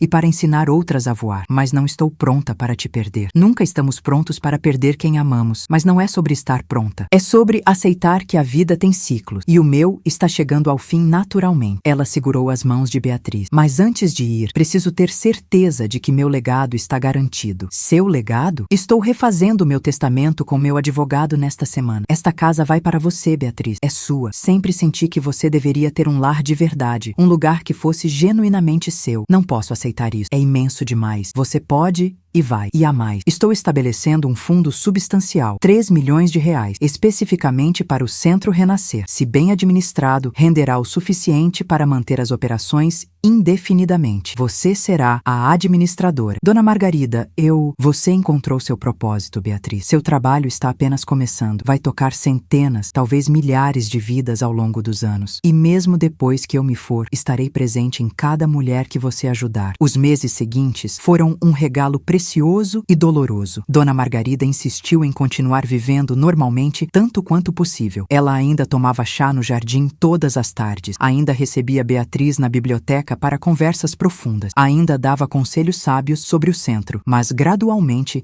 ela foi se enfraquecendo. Precisava de mais ajuda para se mover. Dormia mais, comia menos. Seu corpo magro e delicado ficava cada vez mais frágil, como porcelana prestes a quebrar. Henrique se mudou permanentemente para a mansão para ajudar a cuidar de sua irmã. Paulo praticamente vivia lá. Luciana preparava refeições especiais que Dona Margarida mal tocava. Beatriz passava todas as noites ao seu lado, lendo para ela, conversando, apenas fazendo companhia. Não tenha pena de mim, disse Dona Margarida uma noite, deitada em sua cama com lençóis de seda. Não estou com medo, já fiz minha paz com a morte. Na verdade, estou até curiosa. Quem sabe o que vem depois? Queria que você ficasse mais tempo, sussurrou Beatriz. Eu também, mas veja tudo o que consegui. Vi você renascer das cinzas, vi o centro florescer, vi minha vida criar ondas que continuarão muito depois que eu me for. Ela segurou a mão de Beatriz. Prometa-me algo, qualquer coisa. Prometa que não vai parar, que vai continuar ajudando mulheres a voar, que vai passar adiante o que recebeu. Prometo, disse Beatriz chorando. Prometo com cada fibra do meu ser. Dona Margarida morreu 3 semanas depois, tranquilamente em seu sono, com Beatriz, Henrique, Paulo e Luciana ao seu redor. Seu rosto estava em paz, quase sorrindo, como se tivesse visto algo maravilhoso nos seus últimos momentos. O funeral foi uma celebração, não um velório tradicional, exatamente como ela pedira. Centenas de pessoas apareceram, mulheres do abrigo que ela financiava, mulheres do Centro Renascer, vizinhos, amigos, cada uma com uma história sobre como Margarida Tavares havia tocado suas vidas. Beatriz falou, sua voz quebrando mais forte. Margarida me encontrou na pior noite da minha vida. Estava na chuva, abandonada, perdida, sem esperança. E ela sussurrou as palavras que mudaram tudo. Finja ser minha neta. Aquela mentira me salvou. Aquela bondade me transformou. Ela me ensinou que nunca é tarde para recomeçar, que merecemos amor, respeito e liberdade simplesmente porque existimos. Prometo honrar sua memória através de ação, ajudando cada mulher que cruzar meu caminho a descobrir sua própria força. Não havia um olho seco no lugar. 1 ano após a morte de Dona Margarida, Beatriz estava sentada no jardim da mansão. Sua mansão agora, embora ela ainda a chamasse de Casa da Margarida, e sempre chamaria. Ela tinha 63 anos. Estava estava solteira. Morava naquela casa enorme com apenas Luciana, que recusou todas as ofertas de Beatriz de se aposentar confortavelmente. Esta casa precisa de alguém para cuidar dela, disse Luciana com firmeza. E você precisa de alguém para cuidar de você. Então vou ficar. Na superfície, a vida de Beatriz poderia parecer incerta, não convencional, mas ela nunca tinha sido mais feliz ou mais realizada. O Centro Renascer estava prosperando além de suas expectativas mais otimistas. Já haviam ajudado mais de 80 mulheres a reconstruir suas vidas no primeiro ano. Algumas voltaram como voluntárias, criando um ciclo virtuoso de cura e empoderamento. O centro ganhou reconhecimento da mídia local e Beatriz começou a receber convites para falar em eventos, universidades, conferências. Suas pinturas continuavam vendendo e uma galeria maior em São Paulo expressou interesse em representá-la. Ela tinha pequenas exposições regulares, sempre doando parte dos lucros para o centro e, para sua própria surpresa, havia começado a escrever. Primeiro apenas em diários, processando suas experiências, depois poemas. Redescobriu seu amor juvenil pela poesia e então, encorajada por Carolina, começou a trabalhar em um livro de memórias. O mundo precisa ouvir sua história, mãe, disse Carolina. Não apenas mulheres em situações abusivas, mas qualquer pessoa que sente que é tarde demais para mudar. Você é prova viva de que não é. O livro, que ela intitulou provisoriamente Voando Livre Depois dos 60, estava metade completo. Escrever era catártico, doloroso, mas também incrivelmente libertador. E tinha outra novidade que enchia seu coração de alegria. Carolina estava grávida de 7 meses. Uma menina que se chamaria Margarida, em homenagem à mulher que salvou sua avó. Ela vai saber tudo sobre a sua bisavó honorária, disse Carolina, acariciando a barriga redonda. Vai crescer ouvindo histórias sobre coragem, bondade, sobre como uma mentira pode salvar uma vida. Roberto, como Carolina relatava ocasionalmente, também tinha se tornado pai novamente. Vanessa dera à luz um menino 6 meses atrás. Segundo rumores, o casamento já estava em problemas. Vanessa começara a reclamar nas redes sociais, discretamente, sobre se sentir presa em casa, isolada. Beatriz reconheceu os sinais imediatamente. Deveria avisá-la, disse Carolina. Você pode oferecer, mas ela precisa estar pronta para ouvir. Quando estiver, o centro está aqui. Beatriz não sentia raiva de Vanessa ou triunfo pelo aparente fracasso do casamento de Roberto. Apenas uma tristeza cansada pela previsibilidade de padrões não resolvidos. Naquela tarde especial, exatamente 1 ano após a morte de Dona Margarida, Beatriz estava preparando um evento especial no centro, uma noite de arte e poesia, aberta ao público para arrecadar fundos e conscientização. Enquanto fazia os preparativos finais, uma nova mulher chegou. Ela era jovem, não mais que 30 anos, mas tinha aquele olhar que Beatriz conhecia tão bem. Medo, vergonha, desesperança tentando se disfarçar de força. Posso ajudá-la? Perguntou Beatriz gentilmente. Eu vi o panfleto sobre este lugar, sobre o Centro Renascer. A mulher hesitava, olhando para trás, como se esperasse que alguém a seguisse. É verdade que vocês ajudam mulheres que estão em situações difíceis? Sim, é verdade. Entre, por favor. Você está segura aqui. A mulher começou a chorar assim que cruzou a soleira da porta. Beatriz a abraçou. Essa estranha que não era mais estranha, porque Beatriz reconhecia a si mesma nela. Meu nome é Beatriz, e há 1 ano eu estava onde você está agora. Vou te contar minha história, e você vai ver que há esperança. Sempre há esperança. Naquela noite, o evento foi um sucesso tremendo. Mais de 100 pessoas apareceram. Beatriz leu alguns de seus poemas, peças brutalmente honestas sobre abuso, sobrevivência, reconstrução. Não havia um olho seco na sala. Depois,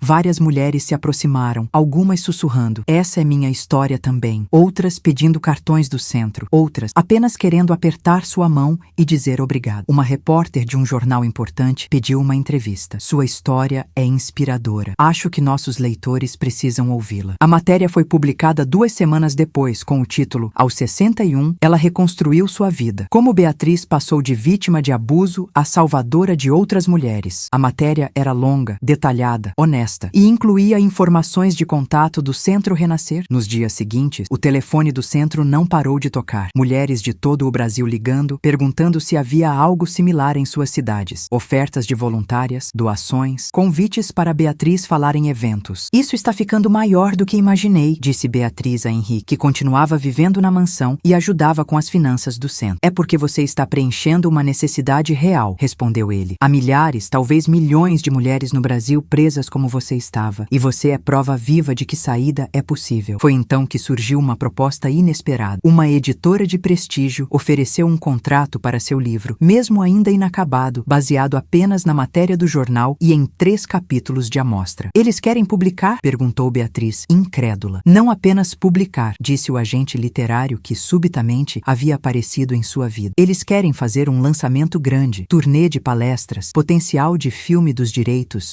Tudo estava acontecendo tão rápido que às vezes Beatriz precisava se sentar e lembrar a si mesma. Isso é real. Isso está realmente acontecendo. 5 anos se passaram desde aquela noite chuvosa. Beatriz agora tinha 66 anos. Seu livro, Voando Livre Depois dos 60, tornou-se um best-seller inesperado, vendendo mais de 200.000 cópias no primeiro ano. Foi traduzido para 6 idiomas. Mulheres de todo o mundo escreviam para ela, contando como o livro mudou suas vidas. O Centro Renascer original em Belo Horizonte estava prosperando e mais 2 filiais haviam sido abertas, uma em São Paulo, outra em Recife, com planos para mais. Beatriz tinha se tornado uma palestrante requisitada, viajando pelo país compartilhando sua história. Cada palestra terminava com a mesma mensagem: nunca é tarde demais, nunca. E naquela tarde específica, ela estava em pé no palco de um auditório lotado no TEDx São Paulo, prestes a dar a palestra mais importante de sua vida. Carolina estava na plateia, segurando pequena Margarida, agora com 3 anos e meio, uma menina esperta de cabelos escuros e olhos brilhantes. Ao lado delas estavam Clarice, Henrique, Luciana, Paulo, Doutora Júlia e dezenas de mulheres do Centro Renascer que fizeram a viagem especialmente para apoiá-lo. Beatriz tocou o colar que sempre usava, o pingente de pássaro em voo que Dona Margarida lhe dera tantos anos atrás. Respirou fundo 3 vezes e começou: meu nome é Beatriz, tenho 66 anos e esta é a história de como morri aos 61 e renasci no mesmo dia. Por 18 minutos, ela contou sua história. A plateia estava em silêncio absoluto, cada pessoa pendendo de suas palavras. Ela não suavizou nada. Falou sobre os anos de abuso emocional, sobre como gradualmente perdeu a si mesma, sobre aquela noite na chuva quando tudo mudou. Falou sobre Dona Margarida, sobre Carolina, sobre todas as pessoas que formaram sua rede de apoio. Falou sobre a dor do recomeço, mas também sobre a alegria da redescoberta. E então concluiu: se você tirar apenas uma coisa da minha história hoje, que seja isso. Nunca é tarde demais. Nunca. Você pode ter 30, 50, 70, 90 anos. Enquanto você respira, você pode recomeçar. Enquanto seu coração bate, você pode escolher. E enquanto você escolhe, você é livre. Eu era uma mulher de 61 anos sem dinheiro próprio, sem carreira, sem rede de apoio imediato. Na superfície, parecia impossível. Mas aqui estou, 5 anos depois, tendo ajudado centenas de mulheres a reconstruir suas vidas, escrevendo, pintando, vivendo. Não porque sou especial, não porque sou extraordinária, mas porque alguém me estendeu a mão quando eu mais precisava, porque escolhi aceitar ajuda, porque dei um passo, depois outro, mesmo quando estava aterrorizada. E se eu posso, você também pode. Eu prometo que você pode.